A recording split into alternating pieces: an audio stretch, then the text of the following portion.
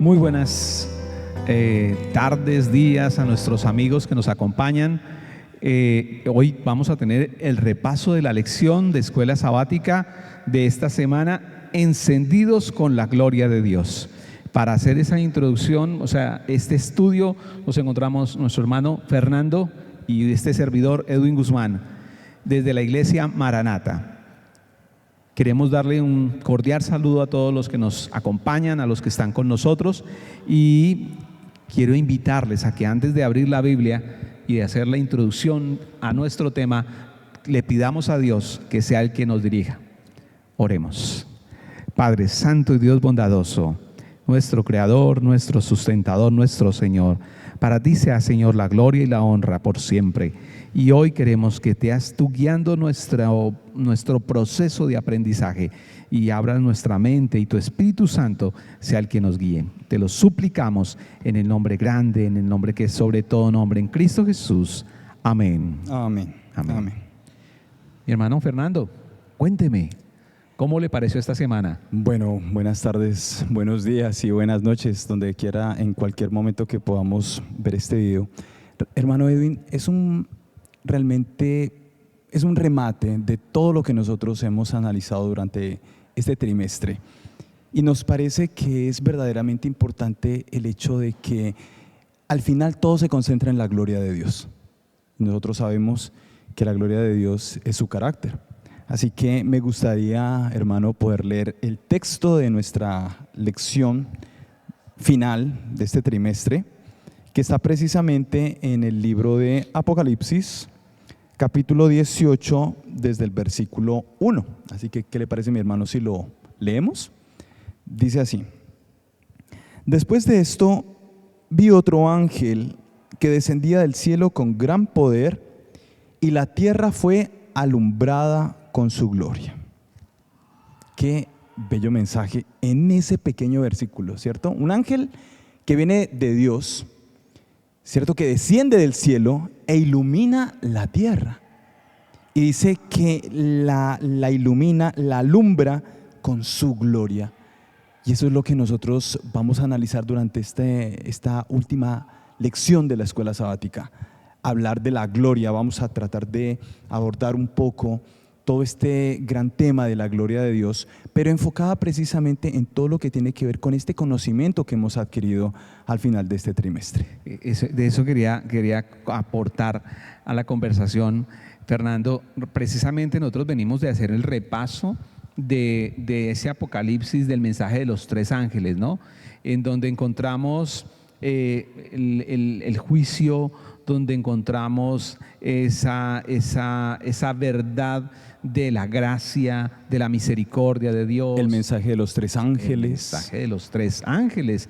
Entonces, y después de ver ese mensaje de alguna manera detallado y que lo hemos hilado de una manera tan fina, de ver cómo el sello de Dios está de alguna manera explícito para aquellos que le siguen, para aquellos que están confiando en su presencia en sus vidas. Entonces ahora llega un mensaje que aporta, digámoslo así, que aporta de tal manera que es como la finalidad, el objetivo real del mensaje de los tres ángeles. Y es ese gran ángel que desciende del cielo, pero no como un mensajero, sino que desciende con su poder, con su gloria, con su esplendor de él mismo, personal. Y es interesante, ¿no? Porque algunos eruditos nos comentan, si nosotros hacemos un poquito de análisis, buscando qué opinan otras personas acerca de este ángel, muchos han llegado a la idea de que este ángel representa realmente la segunda venida de Cristo Jesús. Y también es un llamado, ¿cierto? Porque al final este ángel llega a complementar el mensaje de los tres ángeles. Son tres ángeles, ¿cierto? Cada uno de ellos tiene un tema centrado precisamente en el tema central de todo el Apocalipsis, que es la adoración. Pero cada uno de ellos tiene una temática bastante singular, ¿cierto? El primer ángel, como lo vemos, lleva el evangelio a todo el mundo, ¿cierto? Y llama al mundo a darle la gloria a Dios, ¿sí? El segundo ángel nos dice, ha caído Babilonia la grande, ¿cierto? Y el tercer ángel dice, es una advertencia y nos dice, si alguno adora a la bestia o a su imagen o recibe la marca en su frente o en su mano, ¿cierto? Todos estos ángeles realmente culminan su mensaje con el cuarto ángel, porque el cuarto ángel también es una invitación. Si nosotros continuamos leyendo el versículo, que me gustaría, hermano Edwin, que usted lo lea, tiene un mensaje también bastante explícito como los tres primeros. ¿Sí? Dice, es un llamado, ¿cierto? Es un llamado al pueblo de Dios, a la iglesia de Dios extendida por todo el mundo, ¿sí? Y que tiene miembros. Nosotros como adventistas creemos que muchos de los verdaderos creyentes están en las iglesias, ¿cierto? En muchas de las iglesias contemporáneas, y que es un llamado a salir, ¿cierto? De la confusión de Babilonia, de la gran ciudad de la confusión, de esa Babel, ¿no? Con el que comienza el relato bíblico, ¿cierto? Y que es realmente el final también, ¿no? Es un llamado a volver a contemplar a Dios, a contemplar su carácter y a formarse una idea bastante exacta de quién es Dios y de su carácter. Y por eso, Fernando, es interesante poder explicar de alguna manera, primero que todo, que los tres ángeles que nombramos en la primera parte del mensaje de los tres ángeles llegan a ser, hablamos de que el ángel tiene la connotación de ser un mensajero, ¿listo? Sí. Y la exposición que hace Juan de Apocalipsis nos utiliza ese tipo de forma como mensajero, como un modelo. Sí, pero de alguna manera no podríamos decir que son exactamente un ángel haciendo ese trabajo, literal. Uh-huh. De la misma forma, cuando encontramos aquí en el versículo 18, tenemos que exponer qué es la gloria de Dios, qué viene siendo ese ángel, si es un mensajero o es más explícito, qué es realmente de lo que está hablando aquí Juan en este versículo. Y entonces, no sé si aquí es importante sentar la base donde dice, y después de esto vi otro ángel descender del cielo con gran poder y la tierra fue alumbrada con su gloria. Sí, entonces dice que la tierra fue alumbrada, ¿no? Y el griego en realidad dice encendida. Ajá. Fue encendida, por eso en el título de nuestra lección dice encendidos con la gloria de Dios. Ajá. Y eso nos lleva también al Génesis, ¿no? Porque mire que el Apocalipsis en realidad es un remate de toda esta estructura bíblica que comienza en el Génesis, en donde se habla de que precisamente cuando el hombre estaba en el Edén y pecó, perdió la gloria de Dios, ¿cierto? Y esa gloria de Dios que estaba reflejada en su apariencia, en su ser interno, en su forma de ser, no solamente física, sino mental, ¿cierto? Eso es realmente lo que perdió. Era semejante a Dios, esa gloria de Dios, ese carácter de Dios. Y nosotros lo podemos encontrar, ¿cierto? Cuando hablamos en el Éxodo 34, ¿cierto? Y me gustaría que vayamos allá. En el Éxodo 34, donde Moisés está de rodillas, y imaginemos la escena. Moisés está de rodillas después de que el pueblo de Dios ha pecado, ¿no? Es singular eso, porque no es un momento cualquiera, sino que Moisés está de rodillas delante de Jehová, suplicando porque el pueblo ha pecado. Ustedes recordarán que esta escena se lleva a cabo después de que desciende Moisés, encuentra al pueblo que estaba bailando, danzando en torno a una imagen, ¿cierto? Creemos que realmente ese acto que estaban realizando ellos era un acto bastante contrario a lo que Dios quería, a la voluntad de Dios, y Moisés rompe las tablas de la ley de Dios. Sí, todos pensarían, bueno, si era la palabra de Dios, qué fácil se rompió. Pero Moisés sube nuevamente, y ustedes lo recuerdan, sube nuevamente al Sinaí, se pone de rodillas, suplica por el perdón del Señor para su pueblo, y el Señor le dice, y le pide algo bastante llamativo. Le dice, Señor, le dice en algún momento de rodillas, déjame, te ruego que me muestres tu gloria. Esa palabra gloria, que en el griego, en las escrituras griegas, se dice exousia, ¿no? La gloria. ¿Y cómo le responde Jehová? Y mire que el texto es tan bonito. No sé si lo tenemos ahí. ¿Sí? Sí. Leámoslo, por favor. Dice,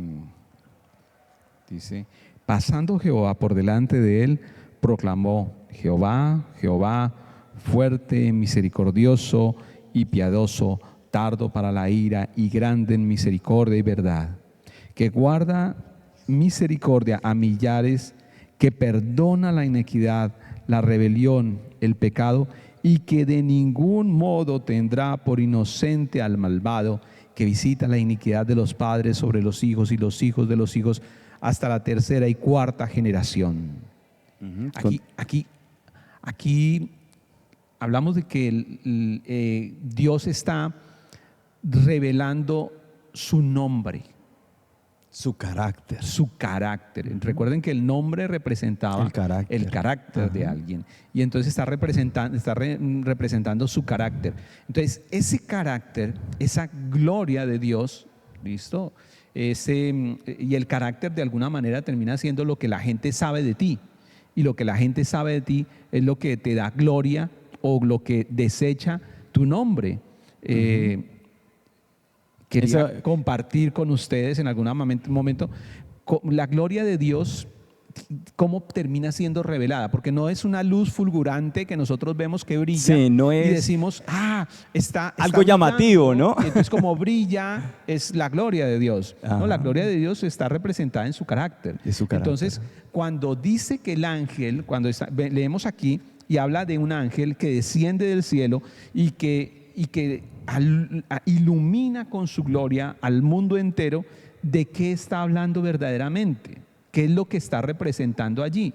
Y venimos a lo que se perdió en el cielo y que fue lo que deterioró el enemigo cuando estaba en el cielo. Él deterioró la gloria de Dios, la gloria el nombre de Dios, lo deterioró. Entonces ahora lo que se debe hacer es recomponer ese carácter, demostrarle al mundo y al universo entero el verdadero carácter de Dios, y lo acabamos de leer. Amén. Y lo acabamos de leer en el Éxodo, que es fuerte, misericordioso, tardo para la ira, grande en misericordia en verdad, pero que por ningún motivo dará por inocente al culpable. ¿Qué significa eso? Dios es bondadoso, pero también tiene justicia, ¿cierto? Dios es justo, sí, y Él responde también esa necesidad que tiene el ser humano de justicia, ¿sí? De que cada uno reciba lo que merece. Entonces, Dios viene como árbitro justo, piadoso, ¿cierto? Es piadoso, es misericordioso, pero también viene como un árbitro, ¿cierto? Que determina qué es bueno y qué es malo. Cada quien decide al final, ¿sí? Cada quien toma la decisión si con Dios o en contra de Dios. Nosotros sabemos que yo diría que más que recibir lo que merece cada uno, pues recibimos algo que no merecemos, porque nosotros no merecemos ir al cielo, pero por la gracia de podríamos Dios decir vamos eso. a ir al cielo. Recibimos lo que no merecemos. Ahora, entonces, esa gloria de Dios es representada en nosotros. Yo quería comentarle hace unos días, ahora, ¿cómo se representa la gloria? Hace un tiempo yo tenía un carrito y le puse en la parte de atrás un sticker, y ese sticker decía, hablaba algo que yo era cristiano, o algo que tenía que ver con lo que reflejaba supuestamente el que manejaba el carro. Cuando íbamos en la calle con mi esposa me decía, pero mira, cerraste al Señor, hey, pues, despacio. Y me decía, quítele el letrero al carro, y entonces de alguna manera yo terminé quitándole el letrero al carro. ¿Y por qué le quitaba el letrero al carro? Porque de pronto en mi forma de manejar en la percepción que tenía mi No esposa. estaba reflejando. No estaba reflejando. Ese soy cristiano. Ese soy cristiano. Sí. Nosotros reflejamos la gloria de Dios. O nosotros o reflejamos la gloria de Dios o no reflejamos la gloria de Dios. Así es. Somos el instrumento que Dios ha utilizado y utilizará para que delante del universo entero la gloria de Dios sea restablecida. Entonces, la gloria de Dios termina siendo el carácter de Dios reflejado en nuestras vidas. Así Sí, es. cuando dice que el mundo entero va a reflejar el carácter de Dios, entonces tendríamos que ponernos a pensar, el mundo entero va a saber del carácter de Dios. Ese carácter de Dios que fue reflejado de una manera más vívida, más real, Más perfecta con Jesús. en Jesús. Ujú. ¿Listo? Y Jesús es nuestro ejemplo. Y Jesús da testimonio del Padre. El que me ha visto a mí, ha visto al Padre. Y ustedes deben ser perfectos como yo soy perfecto. ¿Por qué? Porque soy el reflejo del Padre. Y lo dice Pablo, ¿no? Cuando dice, Cristo en nosotros, la esperanza de gloria. Amén. El carácter de Cristo formado en nosotros. Por eso, cuando hablamos de ese ángel que desciende y que ilumina la tierra, Dios lo hace a través de su pueblo, ese pueblo que está extendido por todas partes, ¿sí? Que algunos tienen, digamos que hay como una especie de grados de conocimiento, algunos tienen mayor preparación, otros no, pero en todos se está formando el carácter de Cristo. Y ese carácter de Cristo es precisamente lo que ilumina al mundo. Cristo en nosotros, a través de la iglesia, cuando la iglesia camina y tiene compasión del necesitado, cuando la iglesia es una iglesia que trabaja por los demás, sí, que no juzga, sino que ayuda, que levanta. Mira que la lección nos llama a que nosotros analicemos la preparación para la crisis final. Y eso tiene mucho que ver con lo que nosotros somos como Exacto. pueblo de Dios. Entonces lo que tenemos que buscar es cuál es la verdadera preparación para la crisis final, porque puede ser que nosotros analicemos que la preparación para la crisis final sean pensamientos con respecto a mi conducta o a mis actos, pero no con respecto a lo que yo soy. Y yo tengo que ser, para reflejar el carácter de Dios, tengo que ser cristiano. Tengo que tener a Cristo en mi corazón. Tengo que hablar como cristiano, hacer negocios como cristiano, tratar a mi esposa, a mis hijos como cristiano, y de esa manera yo voy a reflejar el carácter de Dios. En la vida diaria, ¿no? No es solamente, en lo más íntimo. no es solamente la iglesia. Ajá. Sí, porque muchas veces cuando no comprendemos que esa gloria de Dios es algo que se debe vivir todos los días, pensamos que simplemente es asistir, ¿cierto?, a una ceremonia religiosa, cumplir con ciertas normas, con ciertos ritos, digámoslo así, ¿cierto?, con ciertas horas, ¿cierto? Pero no sirve de nada realmente cuando nosotros no vivimos a diario, en la cotidianidad, en la intimidad de nuestras familias, en la cercanía de nuestras relaciones, ¿cierto? Eso es lo importante, porque precisamente yo siempre lo he dicho, el culto verdadero comienza cuando salimos del templo. Es allá precisamente donde comienza nuestro culto verdadero, cómo somos, nuestra honestidad en nuestros tratos, en nuestros negocios, ¿cierto? Nuestra diligencia en nuestras actividades personales, nuestros trabajos, nuestras actividades sociales, nuestros estudios, ¿sí? El compartir con los demás, cómo somos con los que no piensan como nosotros. Ahí se ve también la gloria de Dios, porque nosotros vivimos en un mundo bastante heterogéneo, ¿no? Y es un mundo que tiene muchos pensamientos, hay muchos credos, hay muchas formas de vivir, ¿cierto? Y nosotros no podemos caer en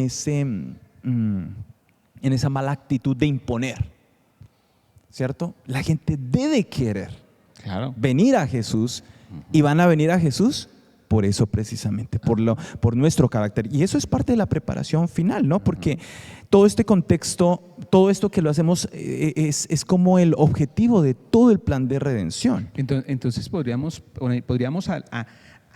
aliar digámoslo así, el concepto que está manejando en la preparación de la crisis final y el conocer la verdad. ¿Listo? Porque el conocer la verdad, nosotros podríamos en este momento exponer el mensaje de los tres ángeles y exponer los símbolos y la gran Babilonia y Podríamos el pueblo pequeño. exponer magistralmente toda la escatología de la iglesia. Ajá, ¿cierto? podríamos desarrollar todo el tema, pero el concepto real al cual de alguna manera estamos llamados, porque es lo que la Biblia nos llama, lo que es el conocer la verdad nos llama, es a que nosotros tengamos la oportunidad de prepararnos para la crisis final, y la preparación para la crisis final debe ser el conocer a Cristo Jesús, su misericordia, su gracia, su nombre, su gloria. Conocerlo, y al conocerlo, entonces hacerlo propio, hacerlo nuestro, hacerlo parte de nuestras vidas. No andar con la calcomanía detrás en el carro y decir yo mejor quito la calcomanía. Es contarle al mundo que somos cristianos, contarle al mundo que tú eres parte de un movimiento que busca y espera reflejar la gloria de Dios cada día en su vida. Esa debe ser nuestra verdadera intención, y para eso tenemos que conocer la verdad. Ahora, Claro, es importante. somos de alguna manera bendecidos por el conocimiento que tenemos. Es una realidad, es un conocimiento amplio, es un conocimiento real. Ahora, ¿cómo lo ponemos en práctica? ¿Cómo ese conocimiento no nos llena de ego, que realmente nos ayuda a prepararnos para la crisis final? Dice Oseas, dice, mi pueblo se perdió por falta de conocimiento, ¿cierto? Pero ese conocimiento no solamente es una estructura, digamos, de un conocimiento estructuralmente hablando, bien hecho, bien elaborado, ¿A quién le decía bien eso? presentado, ¿A quién le decía ¿cierto? eso, Oseas? ¿A qué Al pueblo? pueblo que conocía la ley, ¿cierto? Y les faltó conocimiento, porque nuestro conocimiento debe ahondar. Eso es lo que hace Jesús, ¿cierto? Porque la ley de Dios ya no está escrita en tablas de piedra. Ahora la ley está escrita en nuestra mente, en nuestro corazón, y debe modelar nuestros pensamientos, nuestras acciones y todo lo que somos. Eso va a hacer que nosotros seamos vigilantes, ¿cierto? Cristo viene. Amén. Las profecías lo mencionan, ¿cierto? Todo el trazado bíblico, nuestros profetas, los grandes predicadores de la verdad en los tiempos de los apóstoles, todos hablaron de este tiempo final que nosotros estamos viviendo. Pero el concepto básico, la piedra angular de toda esa verdad escatológica, de todas estas profecías, es precisamente que vivamos con Jesús, que seamos como Jesús, que podamos decir, como dice Pablo, ya no vivo yo, mas Cristo vive en mí. ¿Y eso qué va a hacer en mí? ¿Qué va a producir en nosotros como cristianos? Vigilancia, que estemos atentos a las señales, que podamos mirar en la palabra de Dios nuestra más segura salvaguardia. Como alguien lo mencionaba, la Biblia, y la Biblia sola, es la fe de los cristianos, ¿cierto? La palabra de Dios es central en todo esto, porque es precisamente ella la que nos permite contemplar quién es Jesús y cómo y cuál es el plan que Jesús tiene para todos nosotros. Nosotros vemos por la palabra de Dios, sabemos que Él vuelve, ¿cierto? Por la palabra de Dios sabemos que Él nos viene a librar del pecado. Por la palabra de Dios nosotros sabemos que Él quiere restaurar la imagen y la gloria de Dios en nosotros. Por la palabra de Dios nosotros sabemos que no basta con ceremonias y con rituales, que es necesario vivir, ¿cierto? Que es necesario que nosotros podamos cada día reflejar lo que Jesús quiere. Entonces, Una reforma, exacto, una reforma en nuestra vida. Siempre hablamos que la reforma está atada al reavivamiento, ¿sí? Que debe existir un reavivamiento Y una reforma. ¿Listo? Entonces, muchas veces tenemos que analizar el reavivamiento de qué. ¿Qué es lo que tenemos que reavivar? y cuál es la reforma que debemos hacer. Porque desde alguna perspectiva podríamos pensar que podemos reformar nuestra forma de actuar. No, cómo visto, lo que como, lo que veo, cosas que son externas. Pero de alguna manera el reavivamiento que debe existir en nuestras vidas es el que Cristo Jesús viva en nuestro ser. Cuando ese reavivamiento de Cristo Jesús en nuestras vidas se da, entonces Él transforma nuestro caminar. Ahora, no es una cuestión de solo relación, o sea, decir, no, pues como yo leo todos los días la Biblia, eso me va a transformar. No te va a transformar. Te transforma el hecho de reconocer que tienes un plan para tu vida. ¿Cuál es el plan para tu vida? ¿Tú a dónde quieres llegar al fin de tu vida? El propósito de todo cristiano es llegar a conocer a Jesús. Amén. Estar con Jesús. Entonces, si vivir con Jesús. Amén, Fernando. Entonces, si ese es el final de nuestra vida, pongámonos a pensar. Alguna vez escuché esta ilustración y era alguien que va a ir al Everest. No dice, yo salgo por la mañana a caminar y bueno, como yo estoy más cerquita, pues voy a caminar hasta el Everest. No, hay que prepararse, hay que reformar, hay que cambiar hábitos, cambiar circunstancias en vida, porque tenemos un objetivo, tenemos una meta. Nuestra meta es ir al cielo. Es la meta de Jesús. Jesús murió por nosotros. Ahora, ¿cómo va a pasar eso? ¿Cómo va a suceder eso? Eso no sucede de manera casual. Eso sucede en una verdadera relación. Y cuando yo tengo esa verdadera relación, entonces yo le he dado anteriormente, yo he conocido su verdad. Anteriormente he tenido la posibilidad de al conocer su verdad, prepararme para las circunstancias complejas que podemos vivir en este mundo, prepararme confiando en Jesús, preparándome sabiendo que Él es mi soporte, mi sostén y contándole a los demás que Cristo Jesús está en mi vida. Yo de esa manera le estoy dando la gloria a Dios, estoy transformando mi vida y estoy comprometiéndome no solamente conmigo mismo, sino con la sociedad que tengo a mi lado, con mi esposa, con mis hijos, con mis amigos de la iglesia, con los compañeros de trabajo, con quienes hago negocios, con cada persona, porque es la manera en que nosotros podemos verdaderamente reflejar la gloria de Dios y hacer que el mundo entero brille. Si nosotros no le contamos a nadie que somos cristianos, ¿nuestra vida será que va a tener una reforma? Claro que no, porque no va a haber un propósito, ¿no? No va a haber algo que me digas, yo soy cristiano y tengo que portarme a la altura de un cristiano, ¿cierto? Entonces es muy importante y lo que usted decía, hermano, cuando hablamos de que muchas veces nosotros nos preocupamos por la apariencia externa, nos preocupamos por cómo vestimos, por lo que comemos, por lo que somos. Y todo eso en su contexto es importante. Pero de nada sirve si no tiene una razón. Por eso el Señor Jesús usa un ejemplo muy bonito, ¿sí? Que en ese momento parece duro cuando les habla a los fariseos, ¿cierto? Y les dice, hipócritas, limpien el plato por dentro para que pueda estar limpio por fuera.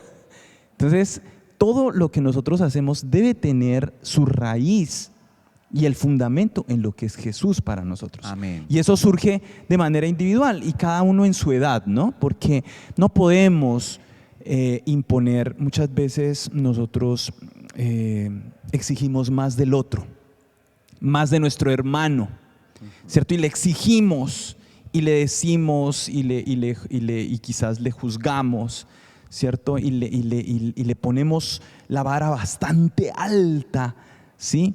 Pero resulta que Jesús dice, júzgate, mira primero la viga que tienes en tu ojo antes que la paja que tiene tu hermano. Es importante que nosotros aprendamos a distinguir entre el juzgar, entre el bien y el mal, y el juzgar a otro con el propósito de hacerlo menos o de hacerlo sentir mal. El propósito del juzgar tiene como objetivo que nosotros podamos, a través de nuestro ejemplo, distinguir entre el bien y el mal, ¿cierto? A distinguir el bien y el mal a través de nuestro ejemplo y ser ejemplo para otros. Entonces, muchos de nuestros hermanos que están en su edad de conocimiento van a decir, ay, ¿usted por qué hace eso? Y van a venir y van a entender y ellos mismos van a decir, yo también quiero hacerlo. ¿Sí? Porque no es la palabra de Dios no se puede imponer. Nosotros vimos durante todo el estudio de la escuela sabática de ese trimestre lo que produjo esa unión de iglesia y Estado. ¿No? Eso que históricamente nosotros lo podemos ver a través de muchísimos ejemplos en la historia y cómo incluso en tiempos recientes logró que imponer la religión cristiana en muchos países, pero lo que siempre se logra cuando se impone algo es hipocresía. La gente realmente no va a hacer las cosas porque surge de su corazón, sino que va a ser simplemente una apariencia o como el Señor Jesús también dice en su palabra, mandamientos de hombres que les ha sido enseñado, ¿cierto? Mire, la reforma es necesaria, debe ser continua, pero esa reforma es personal. No todos marchamos al mismo ritmo. Ahora, nosotros debemos entenderlo porque hay alguien que de alguna manera siempre se dice, no, vamos a elevar la norma. Y la forma de elevar la norma es exigir. Claro, es decir, mi norma es esta, yo quiero elevar mi norma, pero para elevar mi norma tengo que decirle a los demás que esa es mi norma. Y entonces están por debajo de mi norma. Realmente tenemos que cogernos de la norma de Dios. Y Dios nos mostró a Jesús, y Jesús nos mostró el parámetro con el cual miraba a las personas. Y los ejemplos en los que vemos a Jesús, siempre le está diciendo a las personas, yo te perdono, vete y no peques más. Generalmente cuando nosotros miramos el proceso de reforma, lo que hacemos, y es una invitación a que analicemos esto y lo reflexionemos de manera personal e íntima. ¿Cómo veo yo a mi hermano? ¿Lo veo con los ojos que Jesús me ve? ¿O lo veo con los ojos que yo quisiera que él se viera? Que se vista de tal manera, que hable de tal manera, que venga a tal hora a la iglesia, que llegue. Es que la relación es personal con Jesús.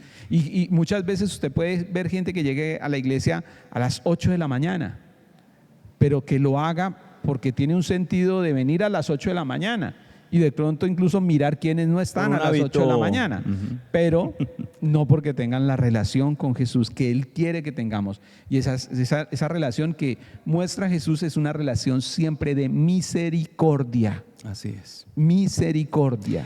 Recuerdo que hace tiempo leí un capítulo de un libro que hablaba sobre el conservador liberal. Bueno, ¿y cómo sería ese conservador liberal, no? Porque nosotros lo vemos siempre como una cuestión antagónica, como hoy en día vemos entre muchas posturas sociales y políticas, ¿cierto? Pero este escritor mencionaba este asunto del conservador liberal, ¿sí? Y decía, ¿cómo usar este concepto dentro de la iglesia? Bueno, el liberal conservador, ¿sí?, es liberal consigo mismo, se da libertades que no debería, pero es conservador con los demás. Ajá. Y exige. Sí. En cambio, el otro, el conservador liberal, es exigente consigo mismo, porque tiene un maestro, está enfocado en el ejemplo, en ese modelo perfecto, ¿sí? Pero es liberal con los demás. ¿Por qué? Porque cada uno está en su tiempo, es su momento. Muchos quizás no han comprendido muchas cosas todavía o no lo conocen, simplemente no han oído mencionarlo, ¿sí? Porque están en una edad de crecimiento. Son lo que dice Jesús cuando dice estos vuestros hermanos pequeñitos, ¿sí? Y nosotros quizás en nuestra estatura pequeña todavía, sí, muchas veces tendemos a juzgar, ¿sí? Pasa como en el caso de la parábola de este hombre que tenía 2 hijos. Uno de ellos, esta es la parábola del hijo pródigo, ¿no? Aunque deberíamos llamarla en realidad la parábola del padre pródigo, ¿cierto? Pues que es capaz de prodigar Ajá. tanto al bueno como al no tan bueno, Sí. ¿cierto? Y mire cómo el hijo que era perfecto tenía un concepto muy alto de sí mismo, y le dice al papá cuando llega y ve que, bueno, ya se enteró que su hermano llegó, hay baile en la casa, hay una fiesta, hay comida, y él se enoja y dice: papá, ¿qué pasó aquí? ¿Cierto? Yo nunca te he fallado, he sido obediente con todo lo que me has mandado, he ido a la finca a trabajar a la hora que me dijiste, madrugaba, trabajaba, he sido exigente conmigo mismo, y ahora que viene este hijo tuyo que ha sido capaz de gastarse su herencia con mujeres de mala vida, y que ha estado viviendo de una forma que no es tan digna, ¿le haces una fiesta?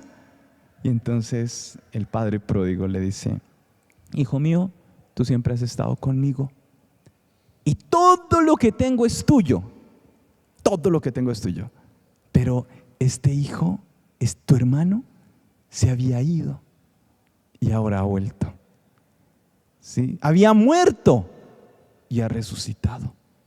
¿No es necesario que hagamos fiesta? Y eso es lo que nosotros debemos entender cuando vienen a nuestra iglesia personas que quizás no vienen vestidas según nuestros cánones, que tienen quizás conceptos que no están de acuerdo a lo que nosotros conocemos bíblicamente, y muchas veces nosotros queremos, ¿cómo lo podríamos llamar? Agilizar el crecimiento de ellos, y hacemos que maduren, queremos que maduren sin haber pasado todo el proceso que ellos tienen que pasar. Y más considerando que ese proceso es maduración. ¿Listo? Exacto. Porque el madurar Tiene en una etapa, Cristo tiene un Jesús, proceso. y el madurar en Cristo Jesús se ve reflejado dentro de su actuar, dentro de su ser, dentro de su vivir, no dentro de sus, no en el prospecto exterior. Puede ser que alguna persona llegue con una característica en la cual el vivir de una manera o vestir de una manera particular, de acuerdo a algunos cánones que se han estimulado en el desarrollo del conocimiento de la iglesia, esté bien, pero habrá gente que no es posible. Hay gente que yo conocí a una dama, y venía a la iglesia, y ella, alguna vez estábamos en un almuerzo, decía, ella tenía que venir en top, o sea, con unas blusas, con el hombro destapado, con blusas cortas, y ella, estábamos en un ambiente donde había aire acondicionado, donde había un ambiente muy claro, y ella sudaba. Ella decía: mire, es que yo no me puedo poner una blusa completa porque sudo, yo sufro de calor. Eso no lo entendían muchas personas, y era crítica. Jesús no nos va a criticar por eso. Jesús nos entiende a cada uno. Entonces nosotros debemos mirarnos como si somos el reflejo de Jesús, si somos ese pueblo que estamos llamados a reflejar su gloria. Entonces lo que deberíamos ver cada día es cómo mi relación con Jesús crece y cómo puedo aportarle a otros que están en ese mismo proceso, pero en un tiempo diferente, y incluso no acosar a nadie, porque puede ser que tú dures 30, 20, 40 años, pero no alcances los estándares del hermano que tiene un año y que tiene un conocimiento diferente, porque la experiencia en Cristo Jesús es particular y personal. Por eso aquí tenemos terminando la lección, y como para fortalecer la idea general, es cómo conocemos al Cordero, el Cordero inmolado. Y ese Cordero inmolado tiene de alguna manera la característica de guiarnos a nosotros al perdón, a reconocer que tenemos el perdón, a reconocer que recibimos de gracia. Cuando tú hablabas de ese Dios justo, entonces decimos: es justo. Claro que sí es justo, porque la paga del pecado es muerte, y Él se expone a la muerte para hacernos y convertirnos en justos por su muerte, no porque nosotros seamos justos por lo que hacemos, sino por su muerte. Ahora, esa relación nos invita a vivir como cristianos, a tener una estrecha relación. ¿Y cuál es la mejor manera de vivir como cristianos? Expresándole amor al que está a mi lado. Así es. Esa es la mejor, digamos así que esa sería la única manera. Bien, porque podemos venir, puedo orar todo el día, puedo leerme 5 o 6 veces la Biblia. Eso no expresa en realidad lo que es ser cristiano, porque Dios está mucho más allá de nosotros. Al que tenemos al lado es a nuestro par, y a ese es al que le debemos de expresar ese cordero inmolado. Y me gustaría, hermano Edwin, creo que ya vamos Sí, concluyendo, ¿cierto? Vamos concluyendo. Vamos a tratar de sacar algunas conclusiones, Vale. ¿cierto? Y me gustaría leer esta parte ya al final de toda esta bella lección que tuvimos durante este trimestre. Y dice: debemos colocar intencionalmente al Cordero que fue inmolado en el centro mismo de nuestras doctrinas y misión. Amén. Cuando nosotros hablamos de lo que quizás el hermanito o la hermanita no hacen como yo quisiera, ¿cierto? Nuestra tarea ahí no es darles nuestra opinión acerca de lo que debería ser, sino hacer que ellos contemplen a Jesús. Y Jesús les va a dar el poder para alcanzar la norma que Él quiere. Amén. Que es mucho más elevadora que nuestras normas, ¿cierto? Es lógico y es normal que nosotros como sociedad, como iglesia, como grupo, ¿cierto?, tengamos unas normas y es saludable, ¿cierto?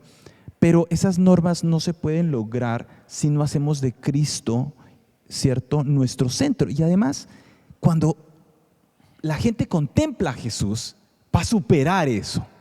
Va a superar esas normas y va a llegar a tener un carácter que uno va a decir: wow, qué sorpresa, mire cómo llegó nuestro hermano y mire cómo es ahora. Porque va a haber un cambio. Cuando nos concentramos, cuando levantamos en alto la palabra de Dios y hacemos que la gente no se fije en nosotros, en nuestra aparente perfección, ni se fije en las normas que nosotros tenemos, sino en lo que dice la palabra de Dios y habla de Cristo, lo que dice de Jesús, la gente va a ser transformada, porque es imposible. Recuerdo una frase que yo leía mucho cuando era niño, en los libros que leíamos, los libros religiosos que leíamos en ese momento. Recuerdo que había una frase que decía: porque a Jesucristo es imposible conocerle y no amarle, amarle y no seguirle. Es imposible. Es imposible. ¿Sí? A Jesucristo es imposible conocerle y no amarle, y amarle y no seguirle. Cuando nosotros aprendemos a contemplar a Jesús, todas nuestras normas van a ser superadas. La perfección a la que queremos que nuestros hermanos lleguen van a ser superadas. Esos problemas que nosotros traemos del mundo, nuestros gustos, nuestras tendencias, todas aquellas cosas que hemos acariciado, van a poder ser desechadas fácilmente, pero es con un proceso, ¿cierto? Yo creo que yo quería aportarte a lo que estás sí, mi hablando, hermano. en dos circunstancias, y es Dios quiere que tengamos unidad. ¿Listo? Que estemos unidos, y la unión la quiere en Cristo Jesús, pero no podemos ser uniformes, no todos somos iguales, tenemos características de personalidad, de culturales, sociales, que nos invitan a ser de una manera particular. Y entonces, como nos invitan a hacer de esa manera particular, cuando tú dices, invitamos al hermano o tenemos que mirar cómo está el proceso en que Dios está actuando en el hermano, entonces tenemos que mirar cómo está Dios en el proceso que está hablando en mí, para yo tener la aceptación, ni siquiera decir la tolerancia, porque no necesitamos tolerar, necesitamos aceptar a cada persona de esa manera particular, de esa manera personal. Cristo lo hace así. Cristo nos mira a cada uno como un individuo independiente, y nuestra relación con Él es particular. Él decía, hablando de las parábolas de los sembradores, decía, bueno, yo a estos les voy a pagar el jornal completo, pero si llega alguien faltando la tarde, le voy a pagar el jornal completo, y si falta una hora, les voy a pagar el jornal por completo, porque yo puedo hacer lo que yo quiera con mis recursos. Él nos mira de esa manera. Fernando, usted, denos una sombreadita ya para finalizar y para despedirnos. Bueno, realmente fue muy agradable poder concentrarnos en esta noche en Jesús, en esta tarde, en esta mañana, en Cristo Jesús. Y me gustaría terminar leyendo este párrafo de uno de nuestros libros más conocidos, El conflicto de los siglos, donde dice: siervos de Dios, con semblantes iluminados y resplandecientes de santa consagración, se apresurarán de lugar en lugar para proclamar el mensaje del cielo. ¿Semblantes qué? Iluminados. Miles de voces darán la advertencia por toda la tierra, y no serán uniformes, serán distintos, pero perfectos. ¿Cómo son las voces? ¿Tú que eres músico? Hay varias, hay muchas. Sí, se realizarán milagros, los enfermos sanarán, signos y prodigios seguirán a los creyentes. Dice, Satanás también efectuará sus falsas maravillas hasta el punto de hacer caer fuego del cielo a la vista de los hombres. Los habitantes de la tierra volverán en sí para adoptar una posición. Y yo creo que ese es el meollo de toda esta lección: tomar una posición, ¿cierto? Y esa posición está a favor de Cristo o en contra de Cristo, a favor de la palabra de Dios o en contra de ella. No hay posición intermedia. Dios no quiere que seamos uniformes, ¿cierto? Pero ciertamente cada uno en nuestra especial forma de ser, en nuestra autonomía como personas, ¿cierto? En nuestras diferencias, el Señor nos va a hacer perfectos. Amén. Quizás no uniformes, pero sí perfectos. Bueno, yo creo que podemos concluir con este bonito mensaje, ¿sí? Y darle gracias a Dios por todo lo que nos pudo dar durante el trimestre, ¿no? Tuvimos un trimestre hermoso estudiando el mensaje, los 3 mensajes cósmicos. Entonces, le agradecemos a todos los que nos han acompañado en este caminar semanal y los invitamos porque empieza un nuevo trimestre, y un trimestre donde vamos a estudiar un libro muy interesante, donde vamos a sacarle el jugo a la palabra de Dios. Fernando, muchas gracias por estar esta tarde, esta noche conmigo y habernos conversado tan sabroso de la palabra de Dios. Amén, fue un placer. ¿Vale? Un saludo para todos, que mi Dios los bendiga. El Señor los bendiga, una feliz mañana.